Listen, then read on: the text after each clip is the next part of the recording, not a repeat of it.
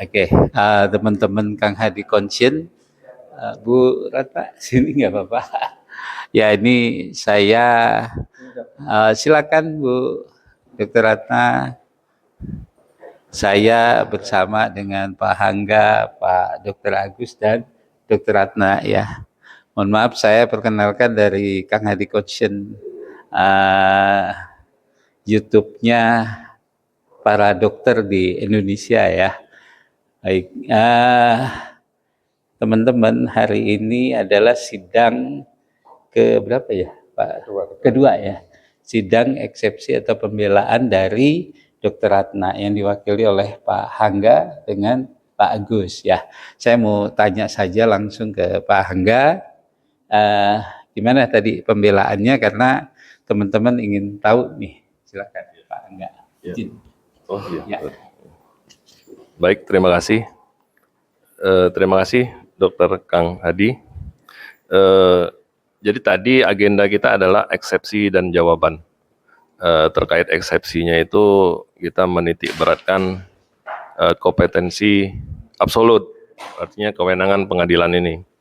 Nah jadi kita hanya ingin mengingatkan kepada semua pihak bahwa yang berwenang dalam Undang-Undang Kesehatan yang berwenang adalah Majelis MDP. Kemudian Menteri Kesehatan Republik Indonesia melalui peninjauan kembalinya. Jadi di hari ini mungkin ada ketersinggungan lah dari pihak pemerintah pusat. Kami belum ngapa-ngapain kok di sini di daerah sudah duluan kayak gitu. Seharusnya kan mereka dulu, pusat selesaikan dulu pekerjaannya, putuskan dulu etiknya, putuskan dulu disiplinnya, putuskan dulu sanksinya, putuskan dulu restoratifnya apabila anak, putuskan dulu PK-nya, baru kemudian ke pidananya. Saya rasa itu. Usaha restoratif itu sudah dilakukan ya? Kita mengacu kepada ketentuannya bahwa restoratif itu ya itu kewenangan aparat penegak hukum. Dan sampai hari ini aparat penegak hukum dari semua tingkatan belum pernah mengeluarkan surat resmi untuk dilakukan restoratif justice. Kita masih menunggu, sampai hari kita masih menunggu. Gitu. Pertama juga kan sebetulnya mempunyai kewajiban mengingatkan. Ya, makanya kita terus mengingatkan. Dan yang kedua juga itu di jawaban kita sampaikan terkait otopsi ya. Jadi begini, ini kan tindak pidana kematian. Kalau tindak pidana kematian itu ya ada alat buktinya. Alat buktinya itu sebab kematian seseorang. Nah, sebab kematian korban. Nah, sampai hari ini pasal 133 KUHP itu belum terpenuhi. Berarti belum ada bukti otopsi. Jadi atas dasar apa untuk menentukan Dr. Ratna lah sebagai pelakunya pidana ini? Belum ada bukti apapun. Dan kalau kita lihat hasil pemeriksaan rekomendasi ya, bukan putusan ya, rekomendasi MDP-nya, itu menyebutkan ada 3 lokus pemeriksaan. Klinik Dr. Puji Mitra, klinik Dr. Ase, ya, baru kemudian klinik rumah sakit umum daerah. Nah, dia tidak pernah di rumah sakit Mitra, Dr. Puji itu, dia tidak pernah di rumah sakit Dr. Ase, dan pada saat kejadian Tempus, dia juga nggak pernah ada di rumah sakit umum. Kok dia yang kena hantarkan untuk masuk pidana? Ini aneh kita lihat seperti itu. Ya, mungkin ke Dr. Agus dulu nih. Gimana Dok? Tadi saya lihat betul-betul memang pembelaannya sudah memerlukan satu juga yang tadi dikatakan, karena ada Pak Mio yang mengatakan bahwa tanpa otopsi tanpa pidana. Silakan.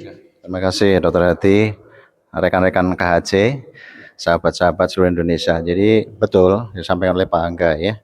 Pertama, penyebab pasti kematian itu tidak jelas, tidak ada. Bagaimana seseorang dituduh jadi penyebab kematian, ya, yang menyebabkan matinya orang, sementara penyebab pastinya nggak tahu, ya nggak jelas. Nah, itu kan asumsi, kira-kira. Oh, kira-kira ini lalainya apa? Nah, disebutkan di dakwaan tuh lalainya 1 tidak visit atau belum visit. kedua tidak segera memasukkan ke ruang picu. Hanya dua itu perkara yang dianggap lalai, kealpaan itu ya. Jadi kealpaan yang menyebabkan matinya orang. Kealpaannya apa? Ya, dakwaan menyatakan kealpaannya satu tidak visit atau belum sempat visit. Yang kedua terlambat memasukkan picu. Ya. Terus menyebabkan mati lah, menyebab matinya nggak ada, penyebab kematiannya belum pasti, nggak jelas ya. Nah, sekarang kita urai penyebab matinya apa? Penyebab matinya itu kemudian prognosa penyakit memang buruk. Ya, prognosa penyakit ini ya total AV block itu jarang yang selamat.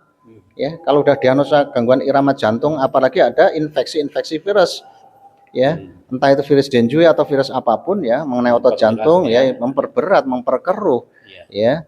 Jadi kalau AV block, anak yang lari-lari saja tiba-tiba AV block gangguan irama bisa langsung meninggal. Gitu loh.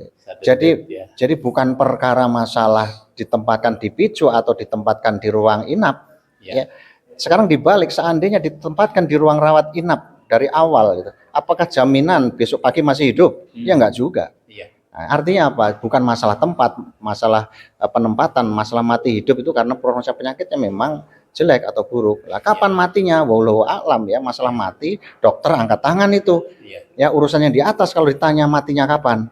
Nah, usaha yang penting dokter sudah usaha maksimal, ikhtiar kan kita verbinten in spanning. Nah, terkait lalai atau kealpaan yang dituduhkan dua, sudah kita jawab juga. Satu tidak visit atau belum visit. Kenapa? Nah, kita jawab. Satu, ya itu tidak melanggar undang-undang. Visit apa tidak visit itu yang penting pasien ditangani lewat apa? Telekonsultasi, lewat WhatsApp ya, undang-undang peraturan perundangan terkait Permenkes telemedicine boleh.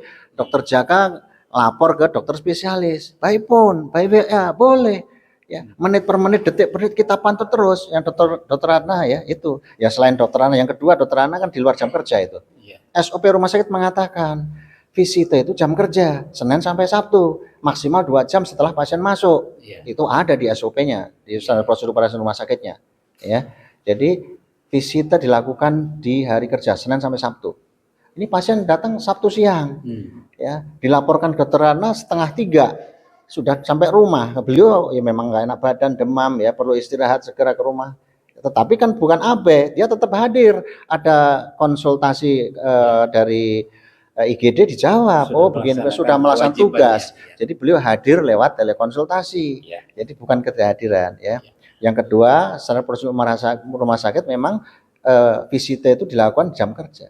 Harusnya Sabtu Minggu dia punya hak untuk tidak visit karena di aturan rumah sakit lewat standar prosedur operasi mengatakan visita dilakukan di hari jam kerja Senin sampai Sabtu maksimal 24 jam setelah pasien masuk. Nah, karena kebaikan dokter Ratna, ketulusan, keikhlasan seorang dokter ya, ini profesi luhur menolong ya, walaupun di hari libur ya, yang harusnya dia tidak visit juga nggak apa-apa. Tapi menyempatkan diri di tengah-tengah masih agak nggak enak badan ya, dia minggunya visit. Ya itu belum 24 jam itu kan memang Sabtu siang masuk ya. Ya kalau 24 jam kan minggu siang harusnya. Ini minggu pagi ini beliau masih menyempatkan, mengikhlaskan waktunya, raganya, jiwanya untuk datang ke rumah sakit. Tetapi karena kehendak Allah Subhanahu wa taala sebelum nyampe rumah sakit pasien sudah meninggal di picu. Apa itu mau disalahkan? Ya penyebab kematian. Tadi sampaikan kalau sesuai KUHP itu lokus deliktinya, tempus deliktinya, lalainya harus jelas. Lokusnya di 3 tempat ya. Disebutkan di klinik di ini, padahal yang di 2 tempat itu nggak ada dokter anak. Bahkan di RSUD juga dokter anak nggak ada. Ya pada saat lokusnya, tempusnya meninggalnya di RSUD. Waktu tempus juga nggak ada terdakwanya. Jadi aneh saja. Jadi inilah maka disebut kriminalisasi ya. Kalau kita mau fair ya sebenarnya harusnya diperlakukan sama, equality before the law itu perlakuannya sama. Dokter spesialis anak di situ ada dokter juga spesialis jantung yang enggak juga visit, enggak juga ini artinya sama-sama lah. Harusnya begitu ya, equality before the law. Penyidik itu harusnya sama lah memperlakukan. Jangan diincer dokter anak gitu kan ya, sementara yang lain lingkang kangkung. Ini istilahnya begitu. Walaupun kita dari PBID concern ini ya.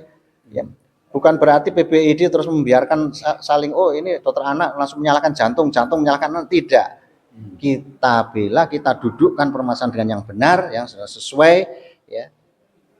sesuai dengan standar, sesuai dengan bahwa telah IDAI juga mengatakan ini Dr. Ratna sudah sesuai prosedur. Ya, profesor-profesor ahli-ahli ya hanya gara-gara MDP tadi ya, ahlinya MDP. Ya kan mereka ya suka-suka sama ahlinya. Itulah rekomendasi itu harusnya sama loh ya. Dokter Hadi ini diberi kesempatan mengajukan ahli, sono ahli baru direkomnya gitu. Jangan kok ahlinya sono aja baru nulis rekom. Nah, gitu loh ya. Itu bisa setahun. Nah, makanya. Baik, saya beralih ke Dr. Ratna, hanya bertanya aja gimana rasanya tadi di pembelaan kita hari ini, karena besok kan pembelaan dari pihak penuntut ya. Nah, kira-kira gimana kesannya dari Dr. Ratna sendiri? Kesan terhadap tadi ya. Kesan tadi pembelaan dari kuasa hukum, ya tentu ini kan sama-sama ya. Ya, memang pada sidang kedua ini, pembelaan ini kita sudah diskusi, memang panjang lebar ya, sudah panjang lebar kita berdiskusi dan memang sudah menjawab semua yang didakwakan gitu, sehingga semua tertuang di dalam eksepsi dan jawaban itu. Terus mudah-mudahan sih bisa membantu gitu ya. Kita berdoa ya, Dr. Ratna. Baik, teman-teman Kang Hadi Konsien, ya itu sekelumit dari Pangkal Pinang ini tanggal 11 ya. Mudah-mudahan keadilan itu tetap bersinar dari Pangkal Pinang ini. Terima kasih, salam, sampai jumpa. Ya, oke, terima kasih Pak Agus, Bu Ratna, ya Pak Angga, ya.